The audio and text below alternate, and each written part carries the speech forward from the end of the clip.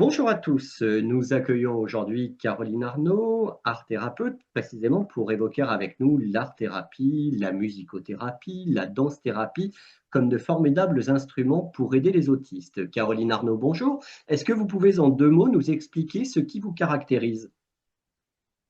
Oui, bonjour. J'espère que cette vidéo vous trouvera en excellente santé. Alors, pour répondre à la question, j'ai choisi ce métier ou ces métiers parce que finalement, ce sont des branches d'une même discipline, on va dire ça. Pour deux raisons. D'abord parce que je suis une manuelle, j'avais besoin de fabriquer de mes deux mains depuis toute petite. Et du coup, je m'intéresse beaucoup à l'art comme expression des émotions.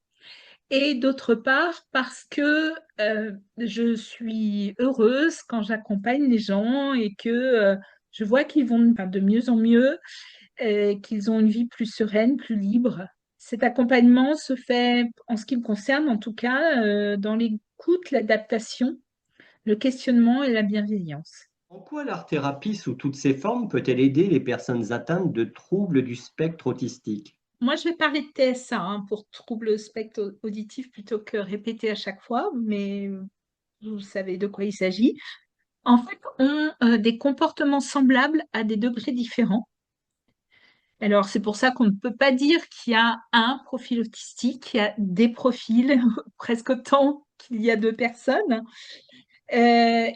Notamment, on recense des comportements récurrents.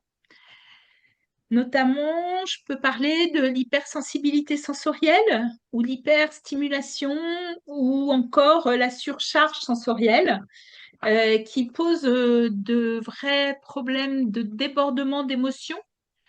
Et quand je travaille sur certains instruments, notamment sur le ton drum, qui est un instrument plutôt zen avec des tons apaisants, je peux aider à soit défouler la colère, parce que ça ou le djembé, c'est un bon moyen de se défouler, soit travailler sur l'écoute pour pouvoir reproduire, ou sur le cadre pour entrer dans une consigne. D'autre part, c'est souvent des personnes qui, justement par cette hyperstimulation, sont souvent très fatiguées. Du coup, se recentrer sur soi est possible grâce à la musique réceptive et à la méditation. Il faut savoir aussi que les études montrent que 40 à 80% des enfants atteints du trouble de spectre autiste, pardon, sont en fait porteurs de troubles du sommeil. Ces troubles du sommeil engendrent des troubles de l'humeur, de la compréhension, et par extension, du coup, de la communication. Du coup, la musicothérapie est un bon moyen de pouvoir se poser, s'apaiser, tout comme la méditation peut aider, voire la relaxation. C'est aussi des personnes qui ont des difficultés à avoir confiance en eux. Ça, c'est éventuellement dû au fait que ils ne sont pas dans la réponse de ce que les neurotypiques attendent. Et du coup, ils ont du mal à se positionner par rapport à ce décalage. Et le fait, du coup, d'être dans la conception d'objets peut effectivement revaloriser la confiance en soi. La représentation mentale est aussi une des difficultés des autistes qui ont beaucoup de difficultés comment dire, à conceptualiser les choses. Et du coup, elles s'acquièrent chez eux de façon très différente des neurotypiques, dans le sens où ils partent d'un résultat pour en faire le concept. Ils n'arrivent pas, enfin, la majorité, hein, attention, a des difficultés pour conceptualiser et créer le résultat. Du coup, en art-thérapie, eh bien, on passe notre temps à créer, donc à avoir des résultats sur lesquels derrière ils peuvent reconceptualiser. C'est aussi des gens qui ont, et ça revient un petit peu à la même idée, des difficultés à globaliser. Ils sont très centrés sur les détails. Ça leur engendre notamment des difficultés à se repérer dans l'espace. Par le dessin, avec des consignes spatiales, on peut remettre ces circuits en place et éventuellement renforcer les choses par le fait de leur demander de coller des éléments en fonction de l'espace. Et cela permet aussi de canaliser l'attention. Le dessin à l'envers, quant à lui, est très intéressant aussi, tout comme faire travailler sur une frise avec la main non dominante, parce qu'il permet de faire travailler justement l'hémisphère du cerveau qui est souvent pas très mobilisé. L'avantage de faire travailler les deux hémisphères du cerveau ensemble, c'est aussi d'avoir une capacité de création supérieure et notamment pour répondre aux difficultés de la vie. L'innovation est plus intéressante ou l'invention est plus intéressante. Les émotions des TSA sont aussi une difficulté parce qu'ils ne sont souvent pas très en lien avec leurs émotions. Du coup, ça pose trois grosses difficultés de vie. L'une, parce qu'ils sont dans l'incapacité d'identifier leurs besoins et donc de les faire respecter. L'autre, parce qu'ils sont dans l'inadaptation de la réponse à ce qu'attendent les neurotypiques. Et enfin, parce qu'ils ne reconnaissent pas leur juste valeur ou n'anticipent pas euh, toutes les dangers, agressions possibles.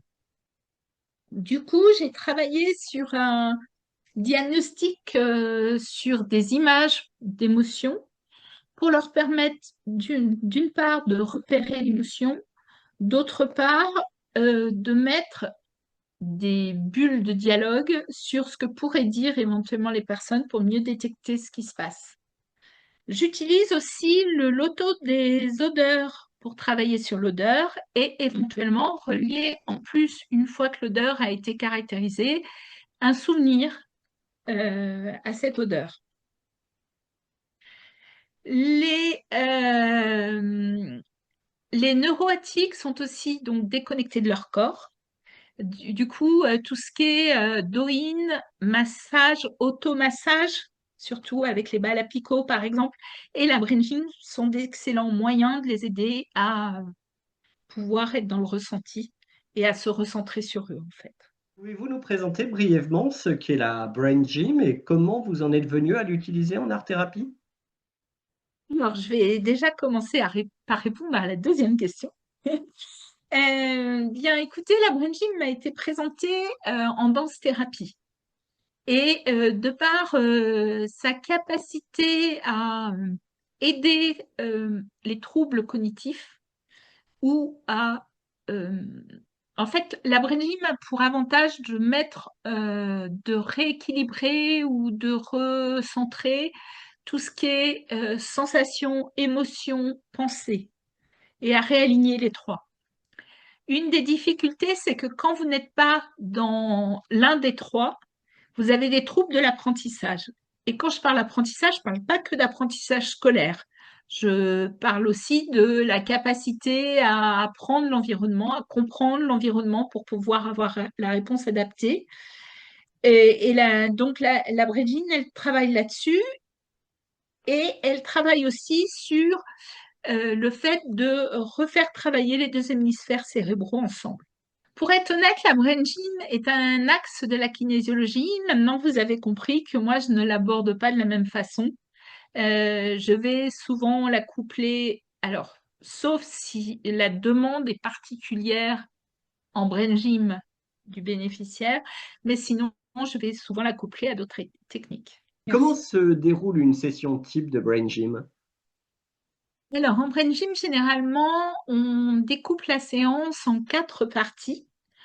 Une première qui est ce qu'on appelle le CAP, une série de 4 mouvements qui permet de se préparer à la suite, qui sont des mouvements en fait pour se recentrer sur soi afin de mieux s'ouvrir à l'extérieur. Ensuite, on a ce qu'on appelle une préactivité. La préactivité étant un moment où on teste là où on en est.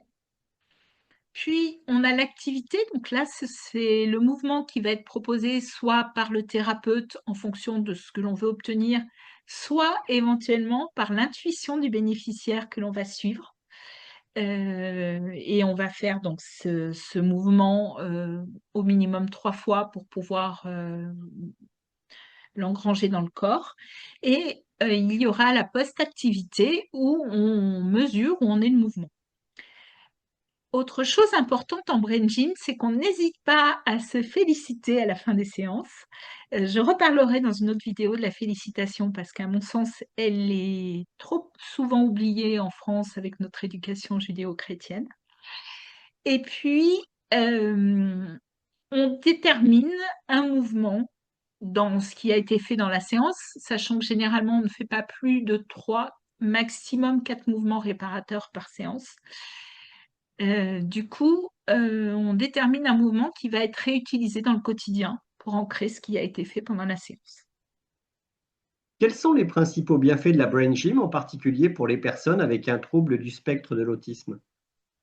Alors, ce sont, vous l'avez compris, des personnes qui ont des problèmes d'enracinement du fait de leur hypersensibilité, de leur difficulté à réguler l'émotion et aussi éventuellement à des troubles de la coordination.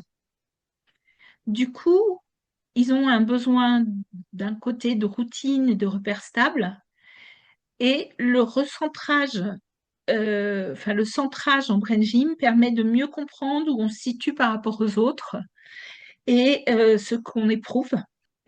Par contre, les difficultés de représentation mentale dont on a parlé tout à l'heure peuvent être travaillées avec des exercices d'allongement qui permettent par exemple d'équilibrer la perception de l'environnement et du détail et de peut-être mieux appréhender la globalité.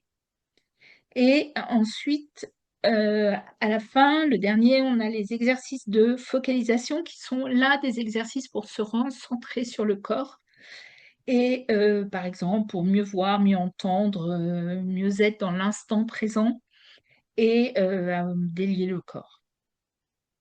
Avez-vous des retours d'expérience ou des exemples concrets montrant l'impact positif de cette pratique pour le public? Vous l'avez compris, dans ma façon d'exercer, j'ai tendance à multiplier les types d'exercices par séance. Du coup, c'est un peu compliqué pour moi de vous répondre uniquement sur la brain gym. Ce que je peux dire, c'est que ceux qui pratiquent la brain gym, par expérience, on va dire que 80% des personnes savent dire, OK, entre la préactivité et la post-activité, j'ai évolué. Et ça, enfin, ça a quelque chose de magique dans le sens où ça se passe en un quart d'heure, une demi-heure maxi.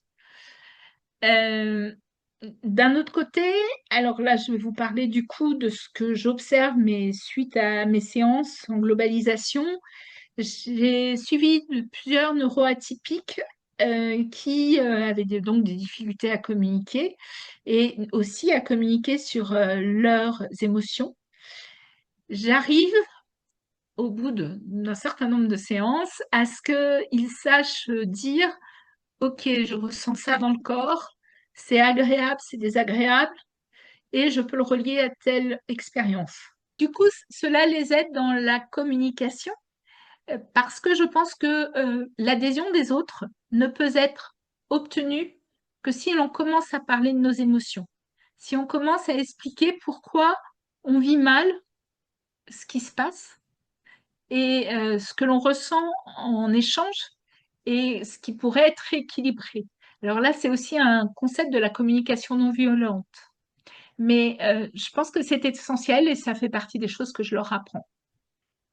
C'est aussi des personnes qui ont des difficultés à aller vers les autres, du coup, par peur de ne pas avoir les codes, même si c'est pas formalisé comme ça. Mais généralement, enfin, la communication devient plus facile suite au travail avec moi.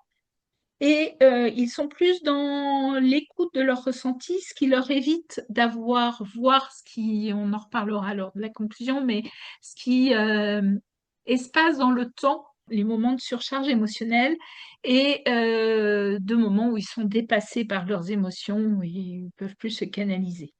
Comment les familles ou les professionnels peuvent-ils intégrer la Brain Gym dans un cadre quotidien et où peut-on en apprendre davantage? Pour les 26 mouvements élémentaires, je peux les enseigner.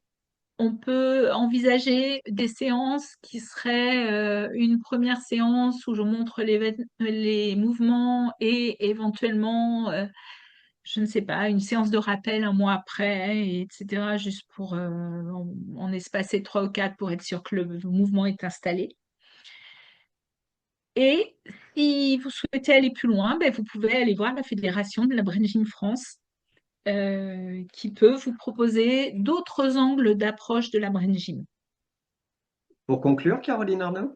Eh bien, vous l'avez compris, toutes les techniques que je propose sont très utiles pour les personnes neuroatypiques. Elles peuvent que les aider à aller mieux, à communiquer mieux, donc à mieux s'intégrer dans la société, et puis éventuellement à avoir une vision plus claire de ce qu'ils attendent de leur vie, si je peux dire ça comme ça. Voilà.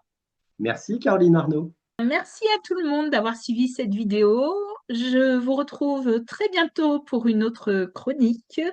À tout bientôt. Merci. Au revoir. Portez-vous bien.